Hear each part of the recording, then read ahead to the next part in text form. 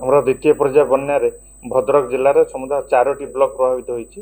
जोटा कि आमर भंडारी पोखरी धामनगर तिहिड़ी और चांदबाली और समुदाय आमर 33टा पंचायत समुदाय आफेक्ट होती गोटे एनएस जोटा कि आमर धुसुरी एनएस आफेक्ट होती बर्तमान सुधा आमर 4टा वार्ड और 34टा विलेज आफेक्ट होती तेणु यही आफेक्टेड विलेज बर्तमान आमर रिलीफ कार्य और ड्राई फुड बंटन चलती समुदाय बर्तमान सुधा टोटाल 1,96,240 आफेक्ट होती इभाकुएट होती 1,07,773 समुदाय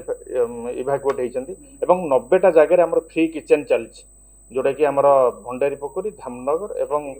तिहिड़ी एरिया समुदाय आमर 90टा जगह फ्री किचेन चलती 2 दिन है चली जेहेतु बर्तमान बैतरणी जलस्तर खसियार लगी तेणु आम प्रशासन परिस्थिति उपर नजर रखी बर्तमान सुधा जब देखिए आम ड्रिंकिंग वाटर आम वेरी वेरी इंपोर्टेंट जोटा कि ड्रिंकिंग वाटर पर आम बर्तमान 13,000 पानी बोतल बांटी सारूँ और 13,350 आमर पानी पाउच दि चलती 2टा पाउच प्रस्तुतकारी जो गाड़ी अच्छी वेहिकल गोटा अच्छी भंडारी पोखरी अच्छी गोटे धामनगर अच्छी नियोजित होती से